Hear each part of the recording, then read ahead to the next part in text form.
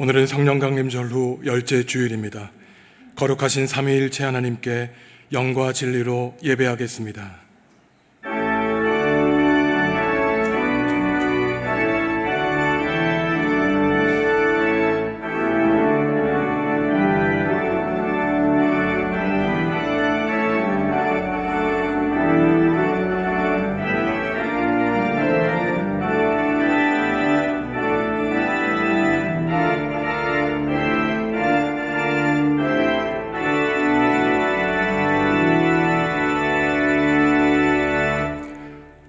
하나님, 지난 한 주간도 저희를 주님의 품 안에 거하게 하시고 오늘도 거룩한 주일을 기쁨과 감격과 기대하는 마음으로 지키게 하시니 감사합니다. 이 시간 주님 앞으로 나아갈 때 우리 삶의 모든 어둠이 물러가게 하시고 우리 안에 있는 모든 연약함이 주님의 빛으로 강하게 변화되게 하옵소서. 예수님의 이름으로 기원하옵나이다. 아멘. 하늘에 계신 우리 아버지, 아버지의 이름을 거룩하게 하시며 아버지의 나라가 오게 하시며 아버지의 뜻이 하늘에서와 같이 땅에서도 이루어지게 하소서. 오늘 우리에게 일용할 양식을 주시고 우리가 우리에게 잘못한 사람을 용서하여 준 것 같이 우리 죄를 용서하여 주시고 우리를 시험에 빠지지 않게 하시고 악에서 구하소서. 나라와 권능과 영광이 영원히 아버지의 것입니다. 아멘.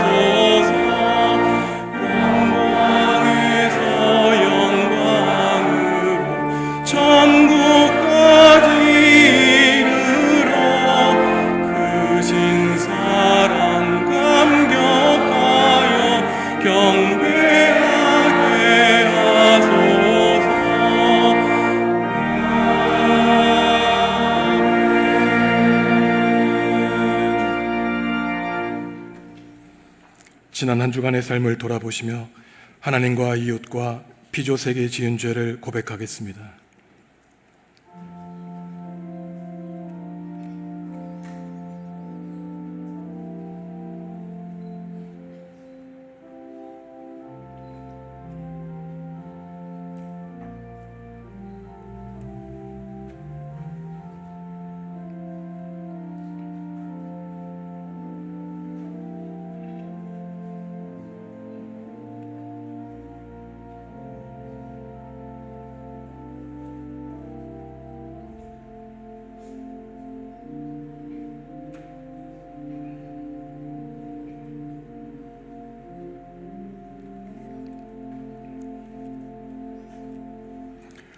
하나님이 우리에게 주시는 용서의 말씀입니다.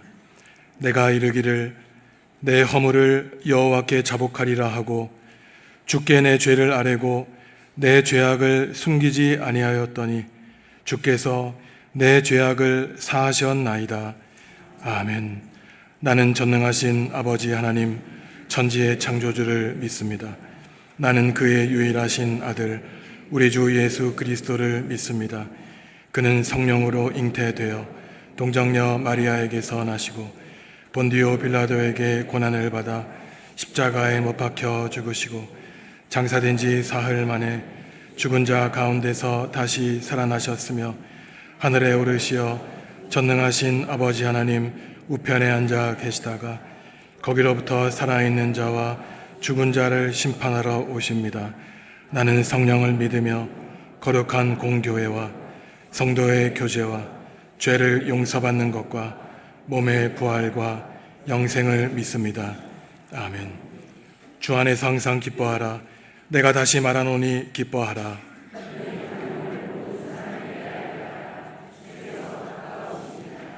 아무것도 염려하지 말고 다만 모든 일에 기도와 간구로 그리하면 모든 지각에 뛰어난 하나님의 평강이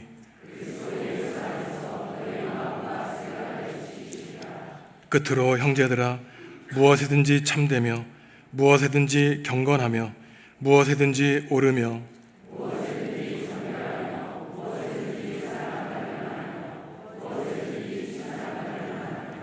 무슨 덕이 있든지 무슨 기림이 있든지 이것들을 생각하라. 그리하면 평강의 하나님이 너희와 함께 계시리라. 아멘.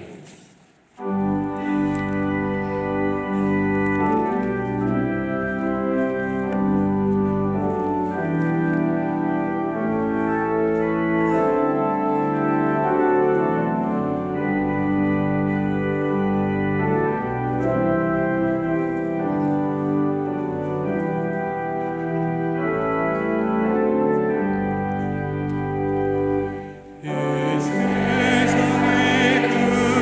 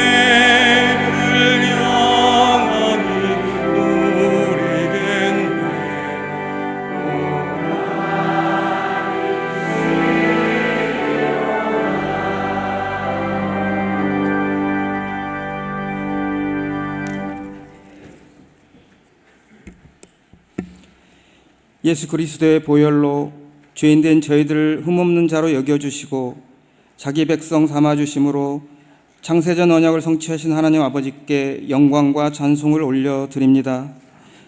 거룩한 주일을 맞아 하나님의 말씀을 사모하는 마음을 주시고 영과 진리로 예배하는 자리로 발걸음을 향하게 하시니 감사합니다.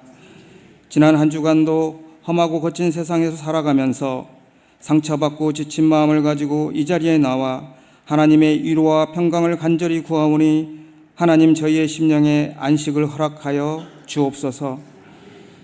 여전히 죄인된 저희들에게 하나님의 한량없는 자비와 긍휼을 베풀어 주시고 하나님의 은혜가 아니면 아무것도 아님을 깨닫고 인간의 노력과 가능성이 얼마나 부질없는 것인가를 자각하는 회개의 자리로 나아가게 하옵소서. 내 안에 존재하는 옛사람을 완전히 소멸시켜 주시고 오직 성령으로 충만한 거룩한 하나님의 나라가 되게 하여 주옵소서. 세상의 헛된 탐심을 버리고 길이요 진리요 생명 되신 예수 그리스도의 은혜만을 의지하며 온전한 믿음의 사람으로 거듭나서 진리를 흘려보내는 하나님의 도구로 사용하여 주옵소서. 하나님의 은혜 아래 각 기관의 여름 성경학교와 수련회를 잘 마무리하시니 감사합니다.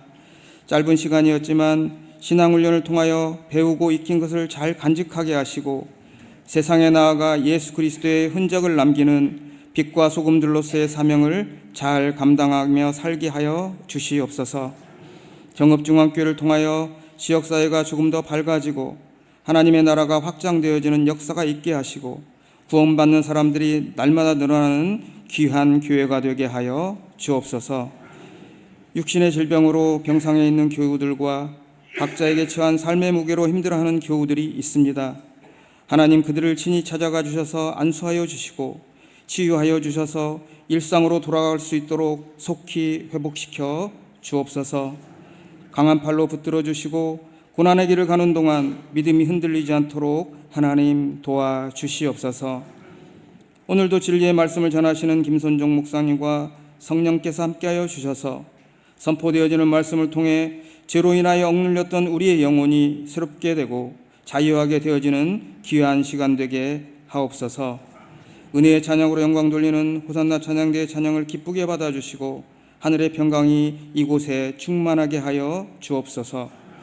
교회 곳곳에서 이름 없이 헌신하며 봉사하는 하나님의 일꾼들을 기억하여 주시고 하나님 나라의 복의 복을 더하여 주시옵소서. 이 시간 영과 진리로 드리는 우리의 예배가 하나님 보시기에 합당한 예배가 되게 하시고 오직 하나님만이 영광을 받아 주옵소서.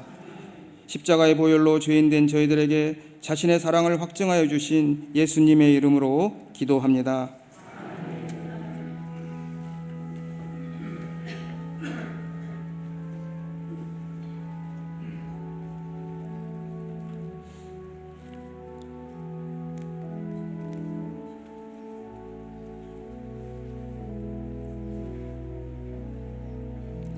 그러므로 사랑을 받는 자녀같이 너희는 하나님을 본만든 자가 되고 그리스도께서 너희를 사랑하신 것 같이 너희도 사랑 가운데서 행하라. 그는 우리를 위하여 자신을 버리사 향기로운 제물과 희생 제물로 하나님께 드리셨느니라. 음행과 온갖 더러운 것과 탐욕은 너희 중에서 그 이름조차도 부르지 말라. 이는 성도에게 마땅한 바니라. 누추함과 어리석음은 말이나 희롱의 말이 마땅치 아니하니 오히려 감사하는 말을 하라. 너희도 정녕 이것을 알거니와 음행하는 자나 더러운 자나 탐하는 자 곧 우상 숭배자는 다 그리스도와 하나님의 나라에서 기업을 얻지 못하리니 누구든지 헛된 말로 너희를 속이지 못하게 하라. 이로 말미암아 하나님의 진노가 불순종의 아들들에게 임하나니 그러므로 그들과 함께 하는 자가 되지 말라. 너희가 전하는 어둠이더니 이제는 주 안에서 빛이라. 빛의 자녀들처럼 행하라. 빛의 열매는 모든 착함과 의로움과 진실함이 있느니라. 주를 기쁘시게 할 것이 무엇인가 시험하여 보라. 너희는 열매 없는 어둠의 일에 참여하지 말고 도리어 책망하라. 그들이 은밀히 행하는 것들은 말하기도 부끄러운 것들이라. 그러나 책망을 받는 모든 것은 빛으로 말미암아 드러나나니 드러나는 것마다 빛이리라. 그러므로 이르시기를 잠자는 자여 깨어서 죽은 자 가운데서 일어나라. 그리스도께서 너희에게 비추이시리라 하셨느니라.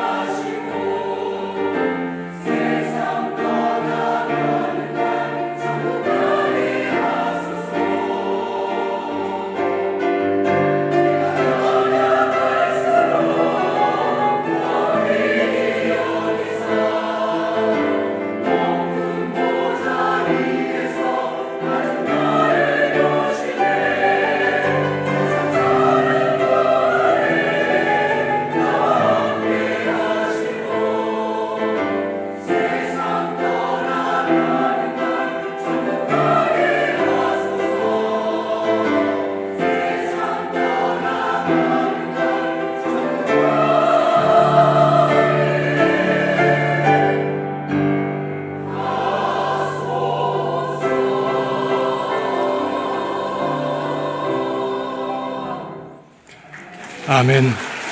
부산나 찬양대 차원을 하나님이 기쁘게 받으셨을 줄 믿습니다. 간밤에 평안하게 주무셨습니까?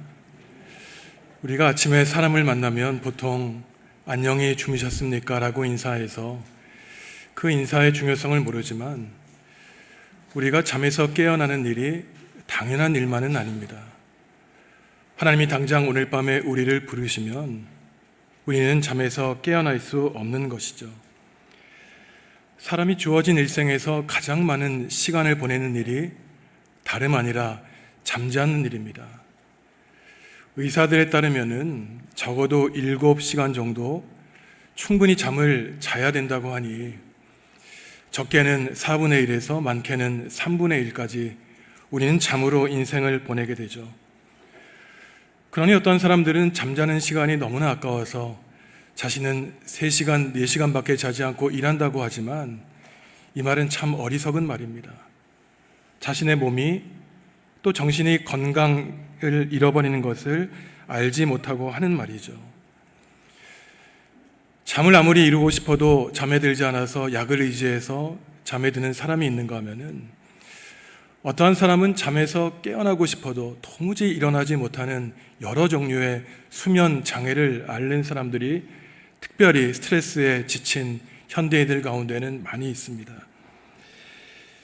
잠은 그저 우리가 소비하는 버려야 되는 시간도 아니고 그 다음날 활기차게 살아가기 위해 우리가 투자하는 시간만이 아니라 우리가 그동안 우리의 의지로 억눌러 왔던 무의식이 표출되는 시간이 바로 잠이기도 합니다. 사람들은 우리의 의식으로 우리의 인생을 제어할 수 있는 것으로 착각하고 살아가지만 우리에게 긴급한 위기 상황이 생기면 그동안 우리가 철저하게 억눌러 왔던 무의식이 일어나서 평소에는 그토록 평안했던 사람이 갑자기 폭력적으로 변하게 되는 것이 바로 그동안 억눌렸던 그 무의식이 꿈으로 나타나게 되는 것이죠. 저도 며칠 전 꿈을 꾸었는데 참 끔찍한 꿈이었습니다. 목회자들이 가끔 꿈을 꾸는데 제가 예배 시간이 되었는데 가운도 입지 않고 예배 시간이 늦은 것이에요. 그리고 설교문도 갖고 오지 않아서 꿈에서나 가능한 일인데 임 목사님한테 제 설교문을 가지고 오라 그랬더니 우리 임 목사님이 제 설교문에 빨간 줄을 치면서 이것도 틀렸고 저것도 틀렸고 지적하는 그러한 설교문이었습니다. 제가 평소에 몰랐지만 얼마나 예배에 많은 공을 들였고 스트레스를 받았구나 생각을 하게 되었습니다. 프로이트라고 하는 정신분석학자가 꿈의 해석이라고 하는 획기적인 책에서 이 꿈이라고 하는 것은 단지 우리의 망상이 반영된 것이 아니라 우리의 무의식이 표출되고 있는 것이라고 분석을 했죠. 그러니 잠자는 형태와 잠에서 일어나는 우리의 현상을 보면은 하나님이 우리에게 주시고자 하는 메시지도 그 꿈과 잠을 통해서 알 수 있는 것입니다. 성경은 때로는 꿈은 또한 잠은 하나님을 믿는 사람들에게 주시는 선물이라고 말하고 있는가 하면은 오늘 바울 사도는 죄악과 무지몽매와 게으름과 어리석음의 그 죽음의 잠에서 깨어 빛의 자녀 하나님의 자녀로 일어나라고 우리에게 말씀하고 있습니다. 에베소서 5장은 하나님은 믿는 저와 여러분 그리스도인들을 두 가지로 규정하고 있는데 첫째는 하나님의 자녀요, 둘째는 빛의 자녀로 규정하고 있습니다. 저와 여러분은 누가 뭐라 그러든 하나님의 자녀라는 것이에요. 우리는 하나님의 사랑 안에서 살아가는 복된 자녀라고 바울 사도는 말하고 있습니다. 자녀들이 무의식적으로 부모들의 말과 행동을 본받듯이 하나님의 형상을 따라 지음받은 하나님의 자녀라면 당연히 하나님을 본받으며 살아야 된다는 것입니다. 하나님을 본받는 것, 예수 그리스도를 본받는 것, 이것은 신앙인의 목표이자 지향점임을 우리는 기억하고 살아야 되는 것이에요. 얼마 전에 제가 아는 어떤 분이 저에게 질문을 했는데 제 인생의 목표가 무엇이냐고 질문하는 것이었습니다. 순간 제가 너무 당황했어요. 목회를 하기 전 신학교에서 교수 사역을 할 때에는 학생들을 잘 가르치는 것, 논문을 쓰고 연구하는 것, 제 인생의 목표로 알고 살아왔지만 목회를 한 다음에는 제 인생의 목표가 교회의 목표와 일치되어서 제가 교회 목회자이기 이전 또 신앙인이기 이전 사람으로서 하나님 앞에 두고 있는 목표가 무엇인지 깜빡 잊고 살지는 않았는가 생각하게 되었습니다. 보통 귀중한 시간을 살아가는 성장기에는 인생에 분명한 목적이 있죠. 고3 수험생들은 수능을 잘 보아서 바른 학교에 들어가는 것이 그들의 인생의 목표이고 또 대학교 졸업반에 있는 학생은 좋은 직장을 찾아서 행복하게 사는 것이 인생의 목표일 것입니다. 결혼 정년기에 있는 청년들에게는 좋은 배우자를 만나 아름다운 가정을 꾸미고 좋고 착한 자식을 닮은 자식들을 낳아 행복한 가정을 꾸미는 것이 그들의 인생의 목적이겠죠. 하지만 진로와 학업과 또한 자신의 가정을 꾸리는 것이 우리 인생의 궁극적인 목표가 될 수는 없습니다. 왜냐하면 시간이 지나면 그런 것들은 다 이미 과거로 지나가기 때문에요. 나이를 먹어서 노년기에 접어든 어르신들의 인생의 목표는 지금까지 내가 살아온 인생을 잘 돌아보며 평안하게 하나님이 주시는 복 가운데 죽음을 맞이하고 천국에 들어가는 것이 우리 인생의 목표가 되어야 되는 것입니다. 인생의 목표를 잃어버린 채 마치 바다 위에 배가 정처 없이 떠나고 다니듯 그저 오늘 내일 먹고 사는 것에 급급하여 우리 인생에 계획해 놓으신 하나님의 섭리와 목표를 잃어버리고 사는 것만큼 참으로 불행한 그리스도인은 없는 것이죠. 성도 여러분들께 질문합니다. 지금 여러분들의 인생의 목표는 무엇입니까? 우리가 삼아야 될 인생에 많은 목표가 있지만 그리스도인이 가져야 될 인생의 목표는 1절에서 바울 사도가 말하고 있듯이 하나님을 닮는 것이에요. 믿음의 시간이 길어지면 길어질수록 사탄을 닮은 것이 아니라 우리를 사랑하여 주시고 품어주시며 올바른 길로 인도하여 주시는 하나님의 성품을 담는 것입니다. 우리는 하나님의 자녀이기 때문인 것이죠. 믿음의 시간이 길어지면 길어질수록 더욱 그래야 됩니다. 그런데 우리가 하나님을 닮기는 참 쉬운 일이 아니에요. 하나님을 본 사람은 아무도 없습니다. 하나님은 영이시고 이 세상에 물질을 입지 않으신 완전히 초월적인 분이기 때문에 아무리 우리가 하나님을 닮고 싶어도 우리는 하나님을 닮을 수가 없죠. 그러니 하나님은 우리가 아버지이신 하나님을 닮는 한 가지 방법을 계시해 주셨는데 하나님의 독생자 아들이신 예수님을 닮는 방법이라고 주님은 우리에게 말씀하십니다. 2절에 보시면은 하나님의 아들이신 예수님이 하나님을 닮아서 어떻게 사셨습니까? 비록 십자가 앞에서 예수님도 두렵고 공포심에 떨었지만 아버지이신 하나님의 뜻에 순종하여 우리를 살려주시고 우리를 구원해 주시기 위해서 십자가 앞에 자신을 희생제물로 바쳐주신 것이 바로 하나님의 사랑을 닮은 것이라고 오늘 하나님은 바울 사도를 통해 우리에게 말씀하고 있습니다. 예수님 그분의 사랑은 우리가 닮아야 될 사랑이고 바로 하나님의 성품을 닮아야 될 모습이 바로 예수 그리스도의 사랑인 것이죠. 우리가 지금까지 이 자리에 나오게 된 것 모두가 다 누구의 희생과 기도가 있었기 때문 아닙니까? 우리가 우리 부모님에게 교우들에게 희생과 사랑을 받았다면 우리가 그 받은 것에서 멈추는 것이 아니라 우리의 자녀들과 성도들에게 그 받은 사랑과 희생을 실천하며 사는 것이 바로 하나님을 닮은 사람의 모습인 것이죠. 그렇다면 더 나아가 하나님을 닮는다는 것은 구체적으로 무엇을 뜻할까? 오늘 바울 사도는 우리가 먼저 행하지 말아야 될 것, 제발 하나님이 원하지 않는 것을 먼저 하지 말라고 말하고 있는데 새한글 성경으로 3절과 4절 말씀 우리가 함께 읽습니다. 음란한 것과 온갖 더러움이나 탐욕은 여러분 가운데서 입에 담지도 말아야 합니다. 성도들에게 어울리게끔 말입니다. 외설적인 말과 바보 같은 말이나 함부로 하는 우스갯소리 이런 것들은 마땅하지 않습니다. 오히려 감사의 말을 하십시오. 바울 사도는 우리가 읽지 않은 5절에서 음란한 짓, 온갖 더러움, 탐욕을 다시 한번 반복하면서 이러한 사람들은 우상을 숭배하는 사람들이고 그리스도와 하나님 나라의 유산과 기업을 절대로 받지 못할 것이라고 경고하고 있습니다. 왜 하나님은 음란한 짓과 더러운 짓과 탐욕을 부리는 사람을 단지 죄인이라고 말하지 않고 우상 숭배자라고 말할까요?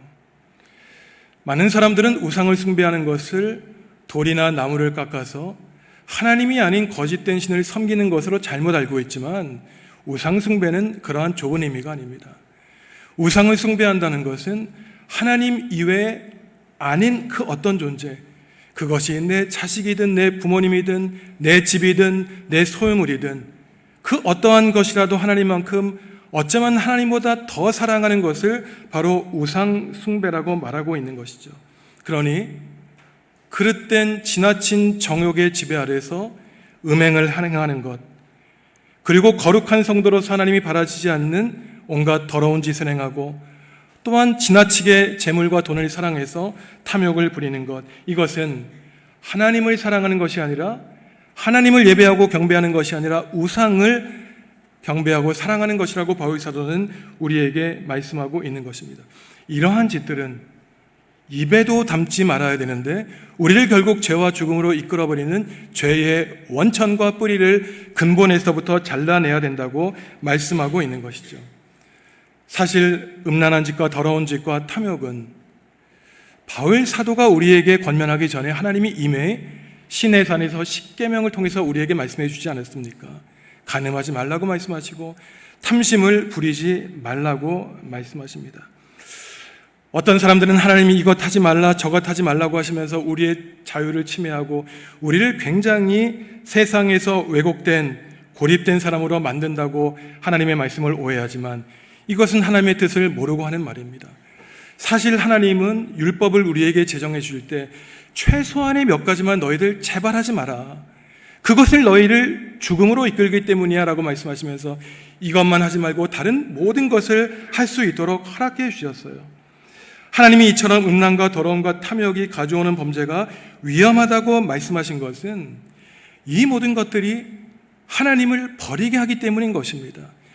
내 자식을 지나치게 사랑해서 하나님을 포기하게 만드는 것이에요. 내 육체적인 쾌락을 만족시키는 온갖 더러운 행위가 하나님과 사귀는 것을 멀리하기 때문인 것입니다. 돈과 재물에 대한 지나친 사랑과 걱정이 우리를 지켜주시고 우리를 보시고 염려해 주시며 하늘을 나는 새에게도 먹이를 주시는 그 하나님의 은혜를 잊어먹도록 하는 그 위험을 음란과 더러움과 탐욕이 갖고 있기 때문인 것이에요. 어떤 구약학자가 분석하기를 만약에 오늘날 하나님이 저와 여러분들에게 새롭게 십계명을 제시해 주신다면은 아마 마지막 계명인 탐심에 관한 계명을 제1계명으로 주셨을 것이라고 분석하는 학자의 글을 읽었습니다. 그만큼 돈과 재물이 하나님의 자리를 차지하고 하나님을 건자해서 내쫓는 그러한 안타까운 세상을 우리는 선택하는 그러한 비참한 현실을 살아가게 되었던 것이죠. 어떠한 사람의 신앙을 판별하는 중요한 기준 가운데 하나는 그 사람이 물질에 관한 어떠한 가치관을 가지고 있고 어떠한 것에 그 물질을 사용하는가를 보면 그 사람의 신앙을 알 수 있는 것이죠. 사람의 마음이 우물물과 같아서 사람의 마음을 알 수 없다고 말하지만 그렇지만은 않습니다. 우리가 하나님과 사람의 눈을 속이고 우리 마음속에서 일어나는 음란과 더러움과 탐욕을 다 꽁꽁 숨기고 사람들에게는 거룩한 사람이라고 보이는 가면을 쓰고 살아갈지 모르지만 결국은 아무리 우리가 많은 하나님을 찬양하는 거룩한 말을 할지라도 한마디 그 더럽고 음란하고 추한 말을 통해 우리의 됨됨이가 드러나게 되어 있는 것이죠. 그러니 사전에 나오는 외설적인 말, 어리석은 말, 함부로 하는 상스러운 농담과 같은 가벼운 말, 다른 사람에게 상처를 주는 그 아픔과 가시돋친 말은 바로 음란과 더러움과 탐욕이 우리의 말로 형상화된 것이라고 하나님은 우리에게 경고하고 있습니다. 하나님이 그토록 더럽고 추한 말을 우리 입에 담지 못하게 하시는 이유가 있어요. 우리 입과 우리 인생에서 그러한 말이 나올 때 거룩하신 하나님의 임재를 쫓아내기 때문에 결국은 하나님보다 그 추함이 우리의 인생을 다스리는 죄의 노예로 살아가는 결과를 낳기 때문입니다. 하나님의 말씀, 우리의 입에서 선포해야 되는 하나님의 말씀은 죽은 사람과 병든 사람을 살리는 생명의 말씀이지 버젓이 살아있는 사람에게 상처를 주고 그를 죽음과 죄악으로 이끄는 사탄의 죄의 말이 아니기 때문이에요. 그렇다면 성도들에게 어울리는 말은 어떠한 말일까요? 오늘 4절을 보면은 여러분은 감사의 말을 하십시오라고 바울은 권고하고 있습니다. 우리가 불평하고 원망을 하는 말을 해서 우리의 문제가 해결된다면 그러한 말을 수없이 했겠죠. 하지만 내가 아프고 내가 병들고 나의 문제가 발생했을 때 아무로 원망과 불평의 말을 한다고 할지라도 그 문제가 해결되지 않습니다. 오히려 하나님, 제가 이러한 어려운 상황 가운데 있지만 저를 붙잡아 주시고 어려운 구렁텅이에 저와 함께 하시는 하나님이 계시니 감사합니다. 감사의 말을 할 때 하나님이 우리를 불쌍히 여겨주시고 우리를 구원해 주시는 것이죠. 우리는 하반기를 시작하는 7월 첫 주에 맥주 감사주의를 보냈습니다. 그때 우리가 한 마음과 한 뜻으로 다짐하기를 남은 하반기 뿐만 아니라 남은 인생을 감사의 삶으로 충만하게 살겠습니다 다짐했죠. 그때 하나님께 바쳤던 보리가 우리 강단 양쪽을 지금도 지키고 있습니다.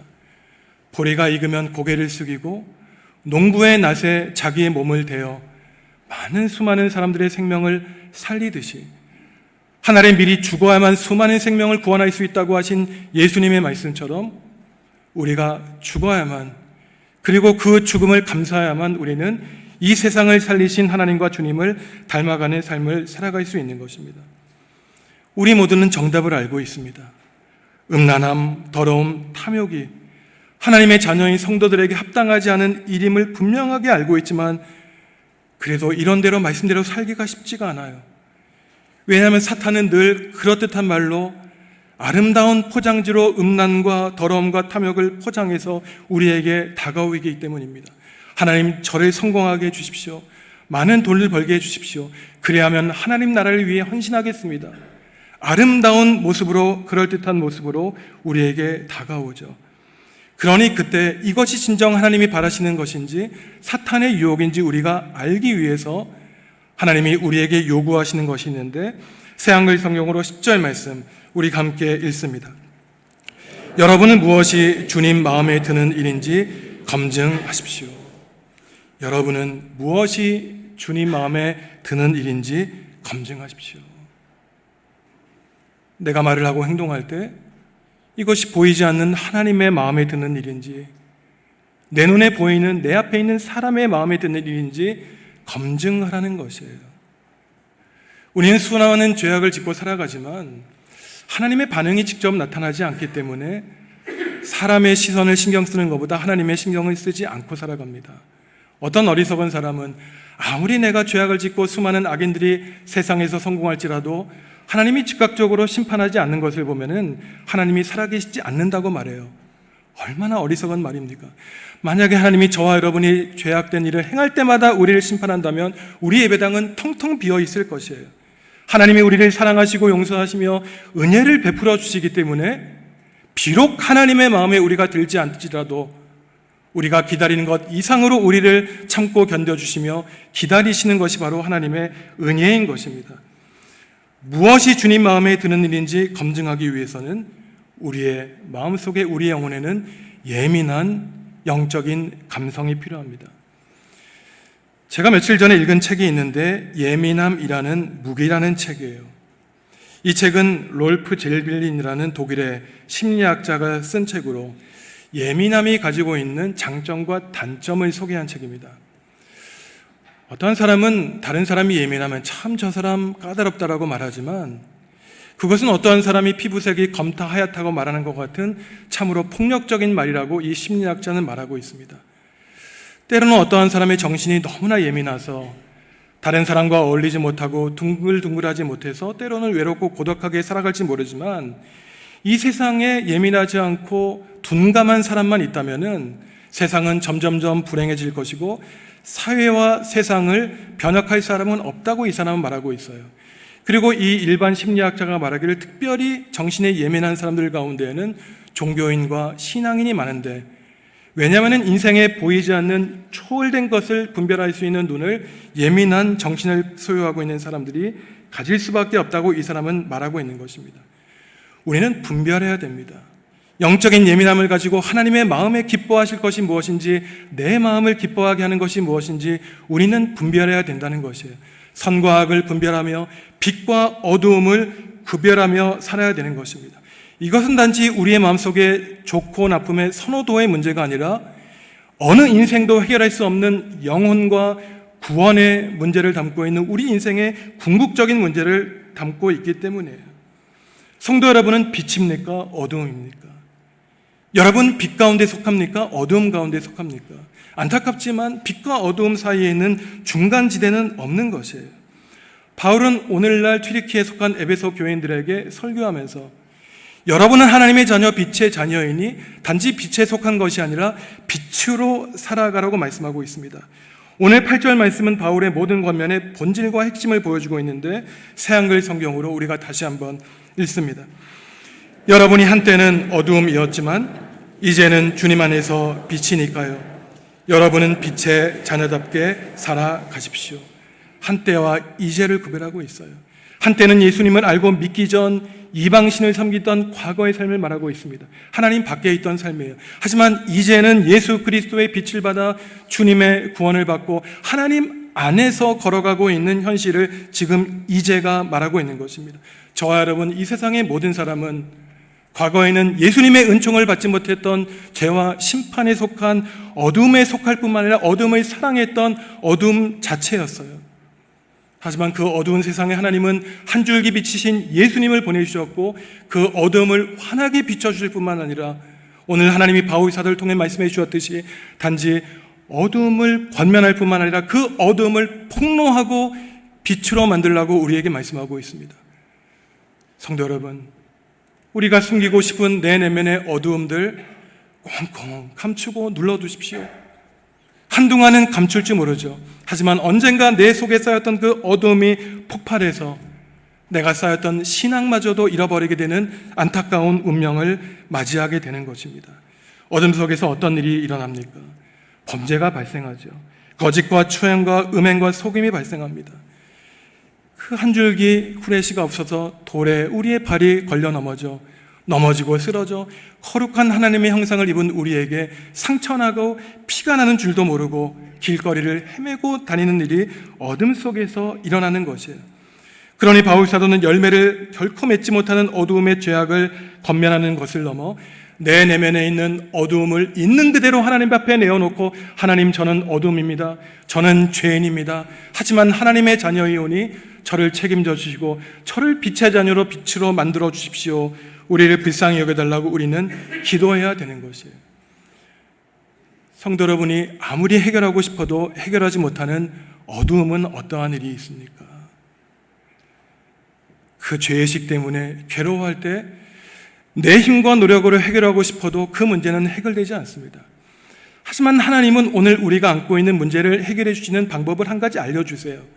그것은 나의 어둠을 있는 그대로 하나님께 내어 맡기고 오늘 14절에서 바울 사도가 말하고 있듯이 빛이신 예수 그리스도가 우리를 비추어 주시니 우리의 몸을 빛이신 그리스도께로 향하기만 하면은 우리의 어두움의 존재를 빛의 존재로 변화시켜 주실 것이라고 하나님은 우리에게 말씀하고 계십니다. 빛은 빛의 자녀들에게 인생길을 더 분명하게 보게 하죠. 직장, 학업, 결혼, 가정을 꾸미는 것, 이 모든 것 우리 인생의 중요한 목적이지만 더 중요한 우리 인생의 목적입니다. 하나님의 사람으로 하나님을 닮는 것, 더 근본적인 문제를 해결하면 그 밑에 있는 사소한 문제들 하나님이 해결해 주시죠. 단기간의 목표인 진학과 진로에서의 성공이라는 시야를 뛰어넘어 우리의 인생에 주신 영원하신 하나님이 우리에게 주시는 영생과 구원과 하나님을 닮는 목적을 우리의 인생, 예민한 영적인 눈을 가진 사람에게 넓은 시야를 가지고 세상을 하나님은 보게 하십니다. 빛의 자녀는 빛을 세상에 반사하며 살아가죠. 빛의 자녀가 맺고 반사하는 빛의 열매는 선과 의와 진리라고 하나님은 우리에게 알려주십니다. 선과 진리와 의로움은 우리가 노력해서 열매 맺는 것이 아니라 빛의 자녀, 빛이 되면은 우리가 원하지 않아도 자연스럽게 착한 일과 또한 의로움과 또한 거룩함, 진리를 행하게 되는 것이죠. 성도 여러분, 저와 여러분은 한 명의 예 없이 모두 하나님의 자녀입니다. 하나님이 우리를 사랑해 주시고 하나님의 사랑 안에서 행복하게 살기를 하나님은 바라십니다. 그리고 우리는 어둠의 자녀가 아니라 빛의 자녀예요. 하나님의 자녀와 빛의 자녀로서 하나님께 받은 그 구원의 은총을 나만 안고 살아가는 것이 아니라 그 희생자물로 바쳐지신 예수 그리스도의 사랑을 온 세상에 나아가 복음을 증거하고 살아가는 예수 그리스도의 제자로 살아가야 되는 것입니다. 빛인 우리가 우리를 어둡게 만드는 어두움의 세력을 용감하게 물리치고 승리해야 되는 것이죠.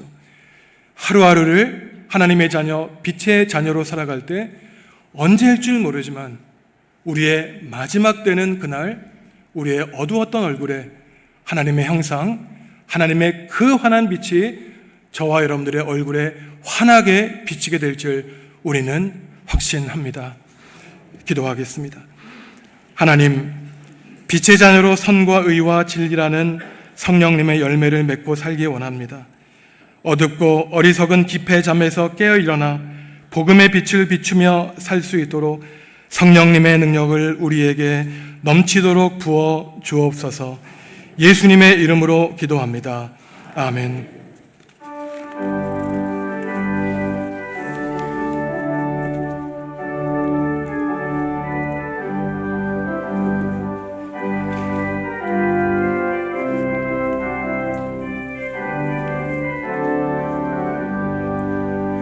빛의 사자들이여 어서 가서 어둠을 물리치고 주의 진리 모르는 백성에게 복음의 빛 비춰라.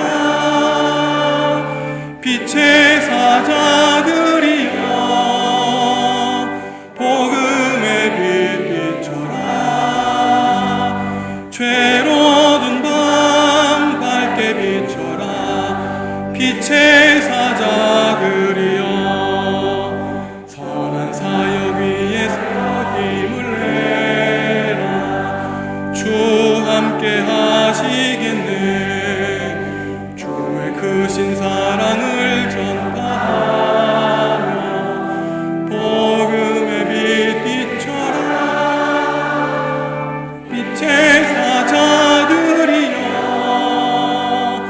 복음의 빛 비춰라.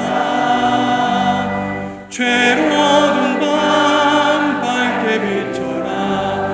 빛의 사자들이여 주님 부탁하신 말 순종하여 이 진리 전파하라. 산을 넘고 물 건너 힘을 다해 복음의 빛 비춰라. 빛의 사자들이여 복음의 빛 비춰라. 죄로 어두운 밤 밝게 비춰라.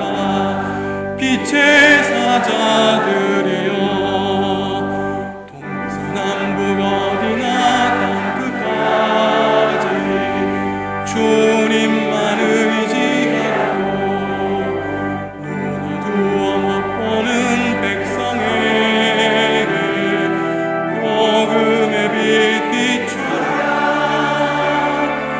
빛의 사자들이여 복음의 빛 비춰라. 죄로 어두운 밤 밝게 비춰라. 빛의 사자들이여. 성도 여러분, 주님이 우리에게 물으십니다. 내가 나를 사랑하느냐?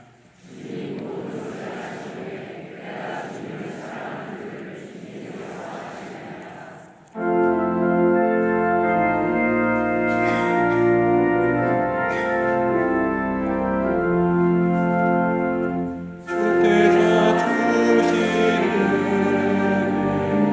한없이 우리가 바랄 것을 감사히 바치세.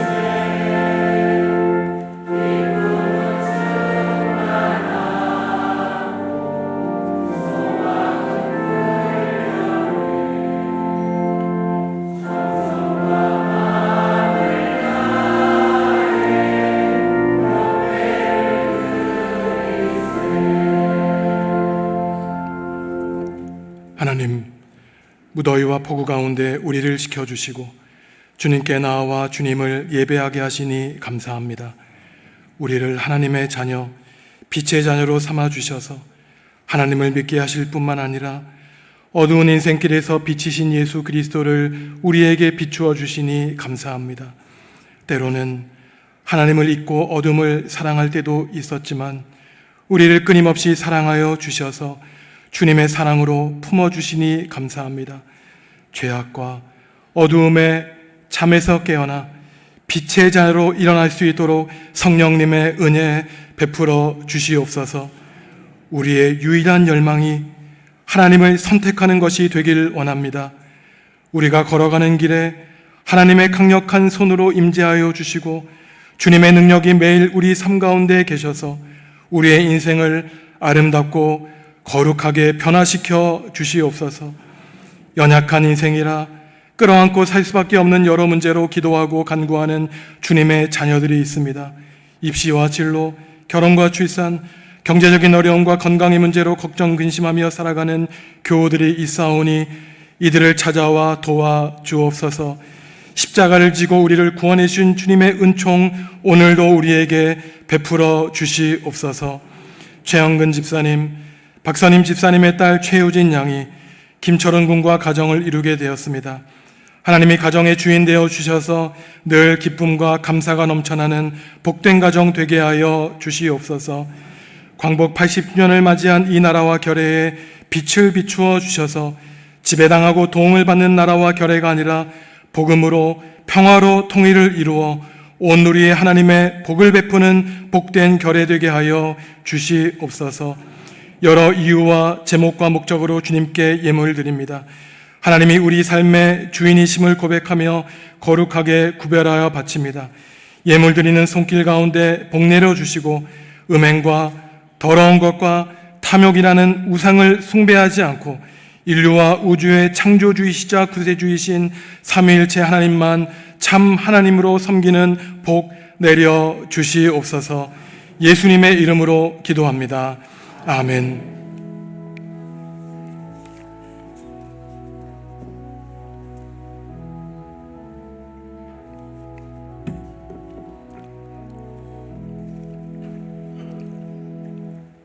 주님의 평화가 성도 여러분과 함께 하시기를 바랍니다.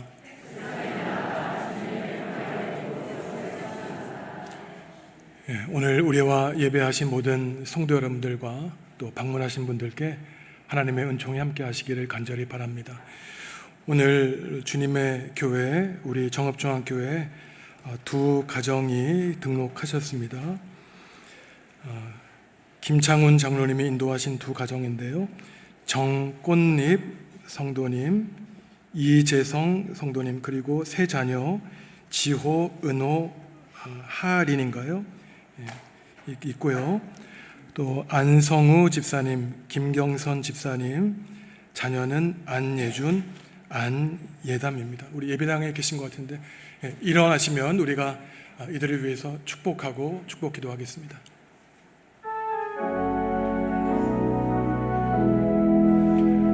너는 시냇가에 심은 나무라 하나님의 사랑 안에 믿음 뿌리 내리고 주의 뜻대로 항상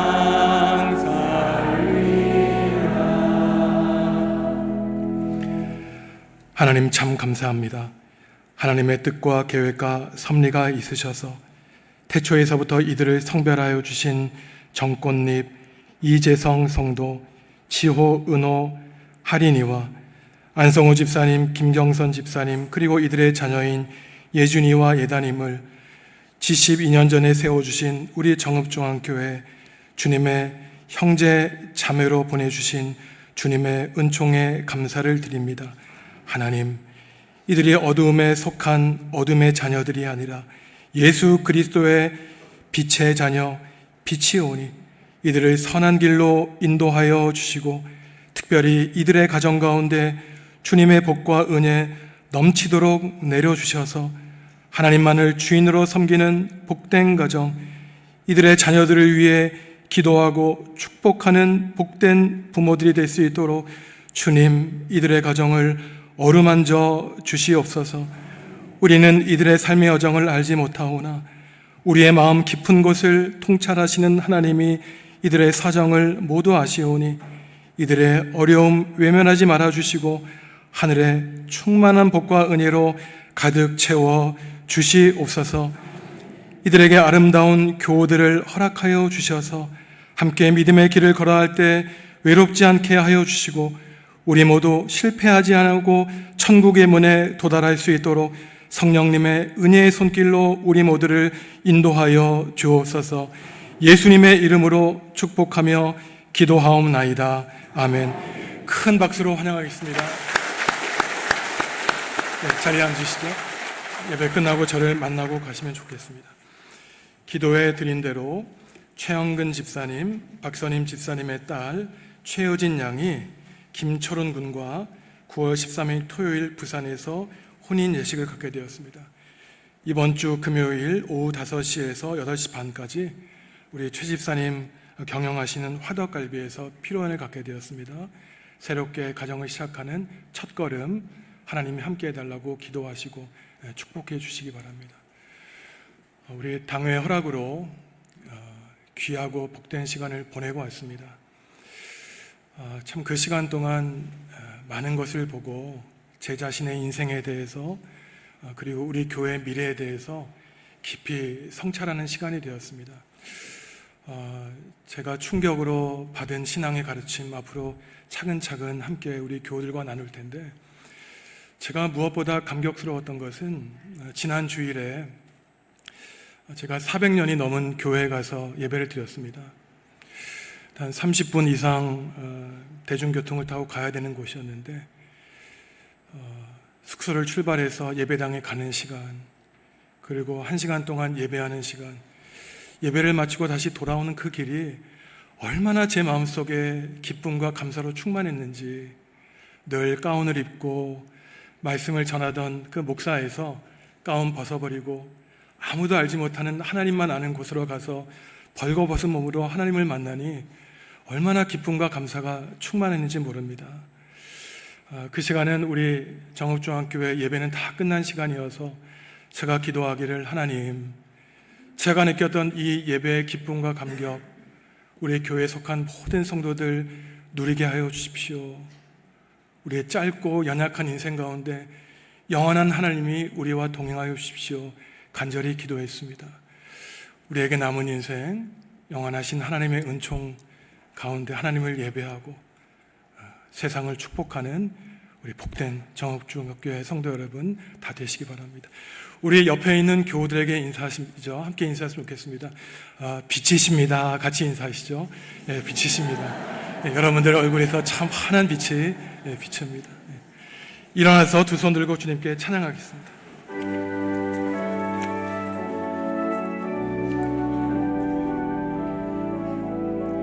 주의 영화로운 빛이 우리 앞길 인도하며 거친 세상이 힘을 주시리 주의 영화로운 빛이 우리 앞길 인도하며 거친 세상 이길 힘을 주시리 영원히 영원히 인도하시리.